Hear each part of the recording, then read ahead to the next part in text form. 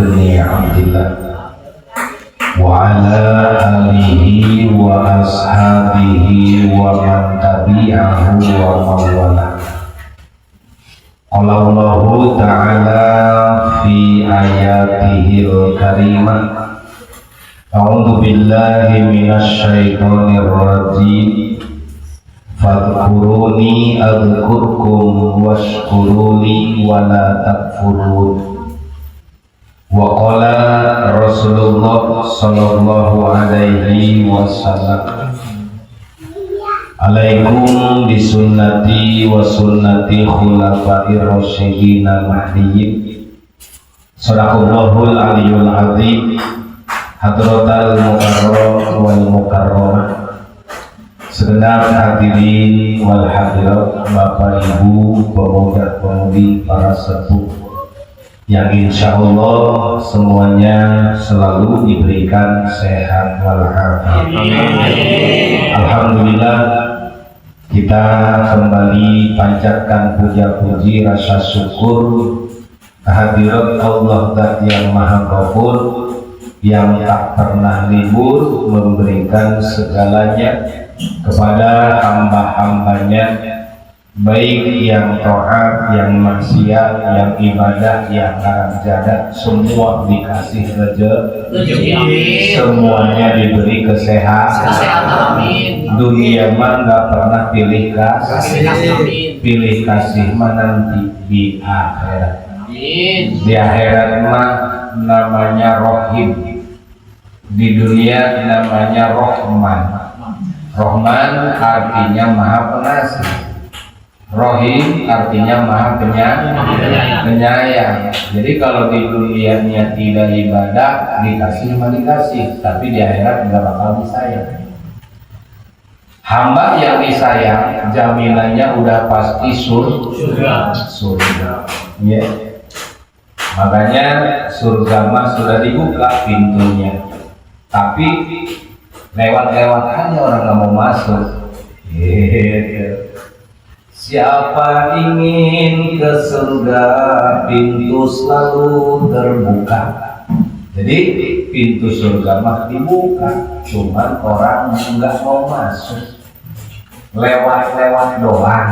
Padahal jalannya menuju surga adalah lewat langkah menuntut ilmu. Man salaka, man itu kan kalimat isim. Orang Arab itu kalau man baik laki-laki maupun perempuan. Man salaka, siapa saja yang melangkah, berarti laki-laki maupun perempuan.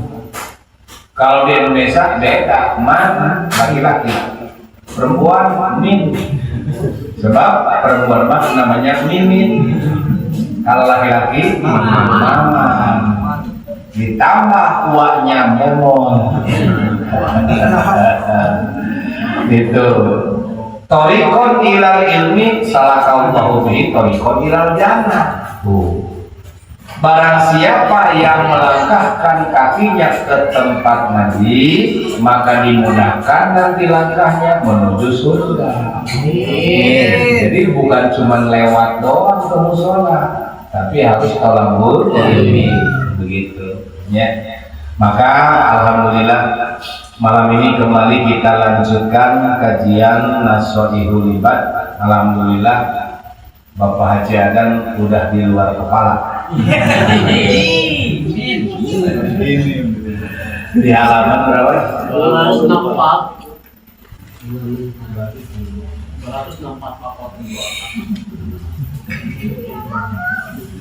Bismillahirrahmanirrahim. Allahumma ftah alaina bihikmatika wansur alaina rahmataka ya dzal jalali wal ikram. Allahumma ftah lana bi futuhil hadithin. Qala Abu Bakr Siddiq radhiyallahu anhu abdin razaqahullahu asyara khisalin illa wa qad naja minal afati wal ahati kulliha wa sara fi darajatil muqarrabin wa nala darajatan muttaqin awwaluha sidqun daimun ma'ahu qalbun qani'un wa fani sabrun kamilun ma'ahu syukrun daimun wa thalithu fakrun daimun ma'ahu zuhdun hadirun. Baik Bapak Ibu hadirin hadirat jamaah rahimakumullah, mari kita perhatikan apa yang barusan kita baca dan kita lihat di pinggir sebelah kiri, makna daripada makalah yang disampaikan oleh Amirul Mukminin Khalifatul Ula, yaitu Abu Bakar Siddiq, di mana beliau mengatakan seorang hamba yang telah diberi rezeki itu, setiap hamba khususnya manusia yang sudah diberi rezeki oleh Allah dengan 10 perkara, berarti dia telah selamat daripada macam-macam bahaya dan berada pada tingkatan muqarrabin. Apa itu muqarrabin? Dekat dengan Allah. Dan dia memperoleh tingkatan mutakin. Apa mutakin? Golongan orang yang berakal. Jadi mutakin itu jamaah Masjid Jami Al-Mutakin. Amin. Makanya kasawirin Mas Gino perlu sering-sering ke Al-Mutakin supaya menjadi golongan mutakin aja. Jangan lupa ada yang Bapak Jinana ya, supaya mendapatkan derajat mutakin. Berarti kalau orang punya 10 macam rezeki, ini sudah mendapatkan titel 2, muqarrabin dan muttaqin. Ya. Mana diantaranya 10 perkara yang dianugerahkan oleh Allah sehingga dia memperoleh derajat muqarrabin muttaqin.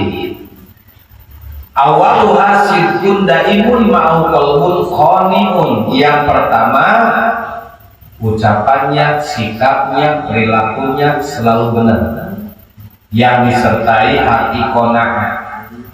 Udah benar tindakannya, benar ucapannya, kemudian hidupnya tidak berlebihan alias sederhana.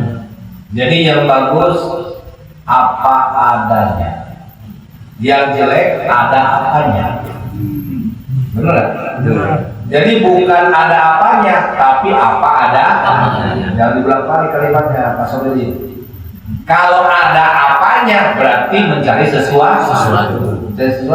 Kalau apa adanya berarti inilah aku. Kata sila, inilah aku. Siapa dia? Masyaallah. Ya. Nah, itu yang pertama. Patokannya adalah selalu benar.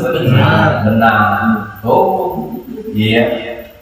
Tapi kalau selalu salah itu sih bukan dosa. Tapi kalau selalu lupa itu mah disengaja. Jadi ini mah lupa mulu juga ngaji lupa. Besoknya lagi ngaji lupa modal. Kalau lupa terus-terusan kan itu mah sengaja begitu ya.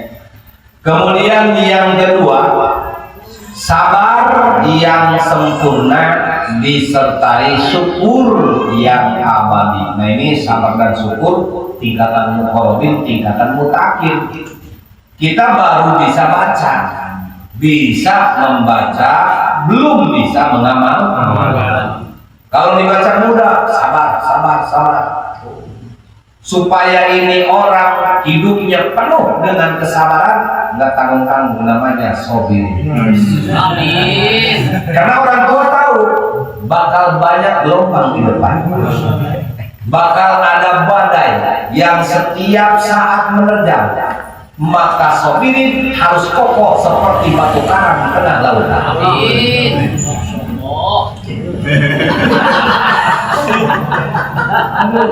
Siapa dia? Siapa dia? Makanya silat luar biasa, hiburannya aja ngaji dia, pangkat wali dia. Ya. Nah oleh karena itu, apa sih sabar? Sabar itu tidak terburu-buru, tidak tergesa-gesa, tidak gelisah, tidak dendam, dan tidak ambil tindakan, pasrah kepada Allah. Itu namanya sabar. Andai kata kita tidak dendam, tidak membalas, sudah barang tentu dibalas oleh Allah. Kan udah jelas ayatnya. Faman ya'mal misqala dzarratin khairan yarah wa may ya'mal misqala dzarratin syarran yarah. Jangankan gede, segede semut kecil tetap ada balasan. Tuh. Jadi tidak perlu manusia balas dendam. Justru dengan tidak balas dendam, dia akan mendapatkan pahala. Ya. Kemudian syukur. Syukur itu apa? Syukur itu asyukru la ru'yatan nikmah walakin asyukru ru'yatil iman. Tahu kagak ya? Tapi serius kan ini aja. Syukur itu bukan melihat nikmat, tapi melihat yang telah memberi nikmat. Begitu. Kalau kita kan istilahnya syukurnya kepada makanan. Begitu ngopi sudut nikmat, rokok Samsu nikmat, mantap. Boro-boro biarin, boro-boro juga. Ya. Kita bicara nikmat terhadap makanan yang lezat, pasti. Tapi kan hakikat syukur itu bukan melihat makanannya, bukan melihat apa yang kita nikmati, tapi melihat zat yang telah memberikan nikmat. Maksudnya bukan melihat kopinya, tapi melihat zatnya, Allahnya yang telah memberikan nikmat. Walaupun kopi nikmat, rokok Samsul nikmat, kalau dicabut nasihatnya semua pahit. Bolu aja rasa tai ayam. Kalau lagi sakit. Tapi kalau sehat, tai ayam rasa bolu. Mantap nggak? Mantap. Hei, jangan bilang enggak.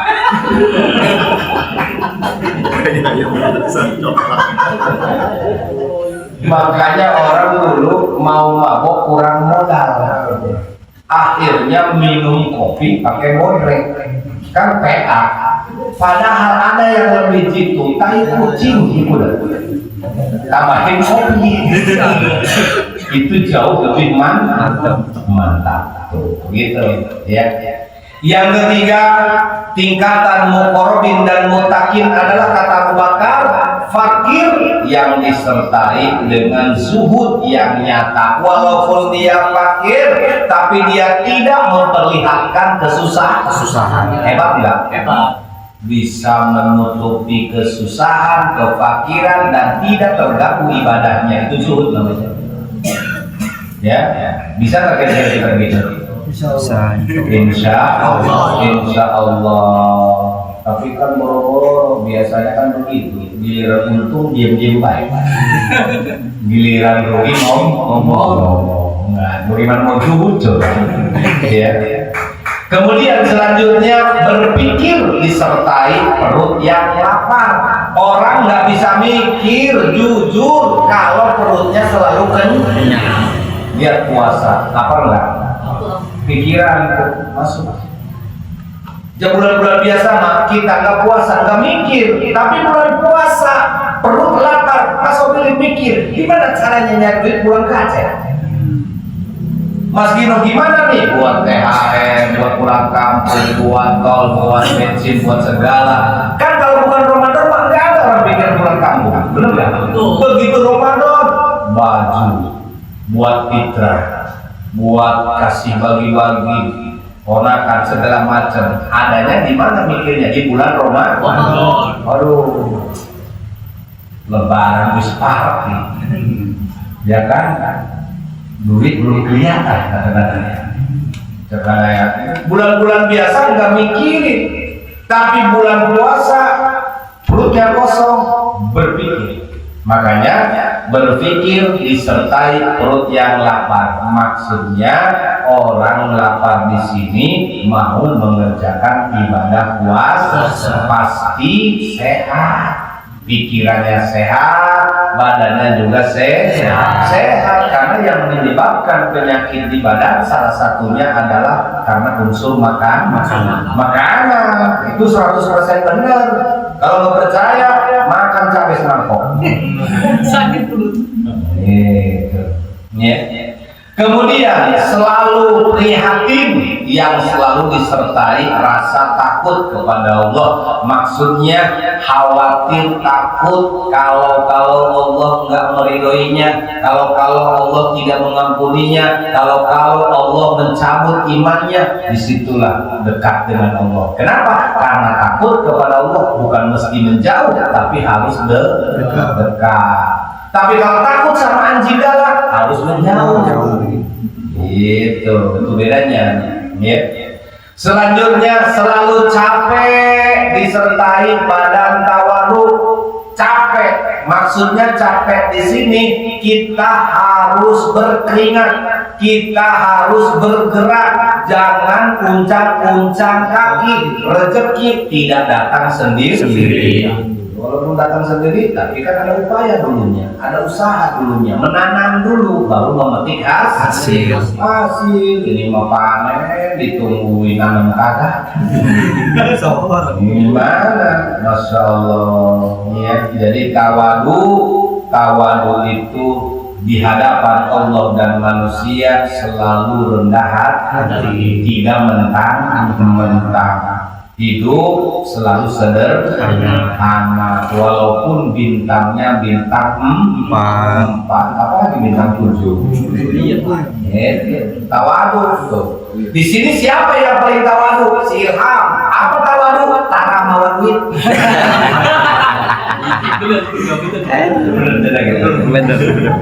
Tuh si Ilham paling tawadhu. Pokoknya di sini yang paling tawadhu si Ilham. Apa Ilham tawadhu? Karena bawa duit. Satu silham, dua sidoni. Tawadhu. Bener ya ini. Aduh, nanti kayak anak buah ya. Nah, nggak usah gengsi, akui. Iya, akui dong. Jangan bilang siapa dia.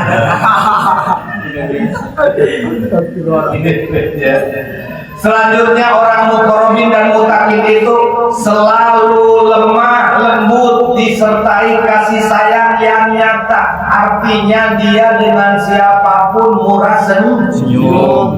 senyum, tidak pilih kasih. Mau dia orang susah, orang kaya, orang pejabat, orang konglomerat, rakyat, semuanya dirangkul. Insya Allah. Inilah tingkatan muqarrabin. Ya. Jangan kita ulah pilih. Kalau makanan mah boleh memilih. Maksudnya nggak boleh pula pilih itu berkasih sayang, tapi dalam bergaul mah wajib hukumnya memilih. Siapa yang harus kita gauli? Orang-orang soleh supaya ke bawah soleh. Walaupun kita enggak soleh, kalau ngumpul dengan orang soleh ke bawah soleh. Walaupun kita orang soleh tapi ngumpul dengan orang jahat, pasti akan dicap orang jahat. Begitu. Ya. Selanjutnya ada cinta di sini. Cinta yang disertai sifat haya yang nyata, artinya cinta tapi dia punya rasa malu. Karena malu itu perhiasan iman. Wajinatuhul haya, perhiasan iman adalah rasa malu. Malu sama Allah kalau nggak ngaji, malu sama Allah kalau nggak sholat. Kok malu? Allah udah memberi banyak kepada kita, kok kita nggak ada timbal baliknya? Allah udah ngasih sehat, Allah udah ngasih mata bisa melihat, bahkan ini warna begitu indah, mata kita melihat. Yang buta aja masih sholat, malu kita. Yang nggak punya kaki masih ibadah, kok kita yang bisa lari kencang nggak sholat nggak ngaji? Nah itu malu. Jadi inilah cinta membuktikan pekerjaan ibadahnya, malu kalau tidak mengabdi lantaran rezeki yang diberikan begitu banyak. Rezeki bukan cuma duit, selamat dari mara bahaya rezeki, selamat dari anjing edan, selamat itu rezeki, jalan tericet tarik rezeki. Wah, itu ya kan kalau ngicet mah dianggap musibah. Gitu ya. Ilmu yang bermanfaat disertai amal yang terus menerus. Udah punya ilmu manfaat untuk orang banyak, kemudian beramal, tidak dia mentang-mentang oh udah banyak amalnya lalu berhenti karena udah merasa punya tanggungan. Tidak, tetap di hadapan Allah merasa belum punya apa-apa, belum punya kebaikan terus dia. Jadi untuk akhirat mah seolah-olah diperintahkan mati esok ya. Kemudian yang terakhir, iman yang kekal yang disertai akal yang sehat. Tidak disebut iman kalau orang tidak berakal. Maka orang yang berakal harus berusaha untuk supaya menjadi orang yang beriman. Mana ciri tanda orang yang beriman? Yang mengucapkan dengan lisan, kemudian meyakinkan di dalam hati, mengerjakan oleh seluruh anggota badan. Insya Allah. Nah inilah hadirin 10 perkara tentang muqarrabin dan mutakin. Mudah-mudahan kita termasuk golongan mutakin dan muqarrabin. Amin. Ini saya kajian yang dapat saya sampaikan. Mudah-mudahan insya Allah ketemu lagi Jumat mendatang dalam keadaan sehat walafiat. Amin. Wa iyyakum ajmain. Wassalamualaikum warahmatullahi wabarakatuh. Waalaikumsalam.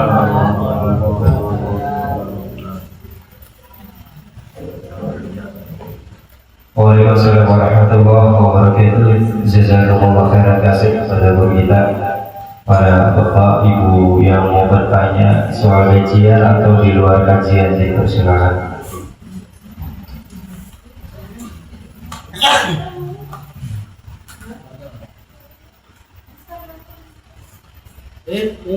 Assalamualaikum warahmatullahi wabarakatuh. Waalaikumsalam warahmatullahi wabarakatuh.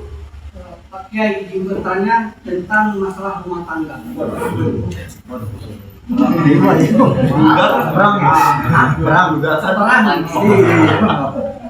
Kita selaku orang tua telah memiliki anak cucu atau mantu, namun tetap tinggal serumah dengan kita. Disebabkan faktor ekonomi, mantu kita ini tidak ada penghasilan. Akibatnya dia hidup numpang bersama kita. Selaku orang tua, wajarkah dia mengungkit-ungkit pemberian kepada mantunya itu? Atau diam tanpa memberitahukan? Jadi kalau bos katakan mantu ini kurang ajar, mau enaknya aja, udah bini lu anak gua kau kasih, makan kau kasih. Nah gitu kan? Gak punya. Marah. Mohon Pak Kiai penjelasan lebih detail tentang hal rumah tangga ini. Terima kasih. Nah ini ada lagunya. Anggur merah, bilantung anggur mertua marah, belum seberapa dasarnya. Jadi ini anggur merah menantu nganggur, mertua marah. Pasti semuanya tanpa kecuali. Sebab kenapa mertua marah? Karena dia tidak ingin anaknya susah. Dia tidak ingin anaknya terlantar. Sehingga ketika misalnya mantu ini masih nganggur, kemudian dibiayai, dikasih makan, dinafkahi oleh mertua dengan tujuan supaya berpikir.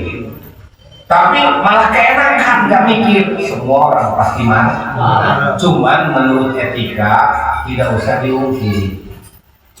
Maksudnya begini, biarlah kalaupun mertua berkorban karena si menantu miskin belum punya pekerjaan, niatkan yang tulus ketika membantu supaya jadi amal ibadah. Kalau dibangkit-bangkit nggak jadi amal. Yang kedua juga si menantunya nggak bakalan bersyukur, malah kufur. Kenapa? Karena setiap orang kalau dicela, dicaci, dimaki pasti nggak terima. Ujung-ujungnya yang jadi korban istrinya, anaknya. Seperti itu. Cuman berilah nasihat anak itu dengan baik, bukan dengan diungkit, tapi harus dengan nasihat yang baik. Nasihat yang baik itu banyak caranya. Pertama, tegas bicara, dikasih kesempatan.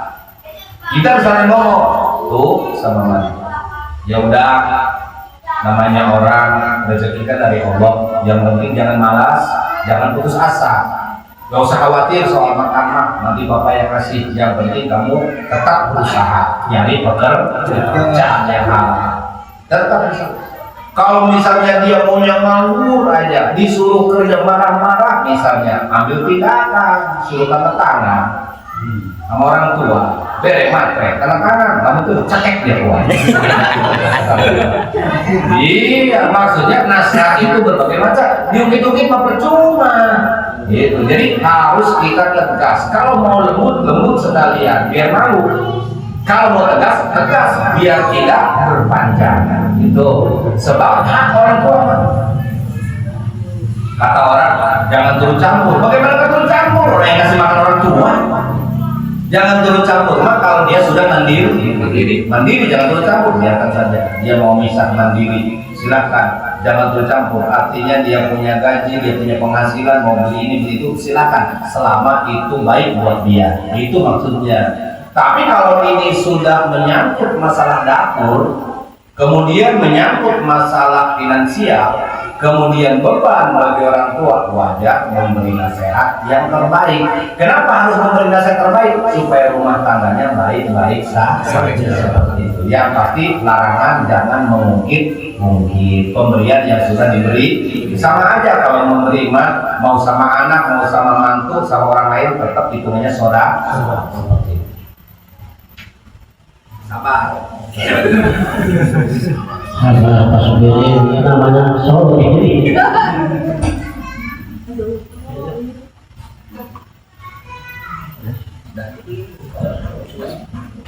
Demikianlah kajian pada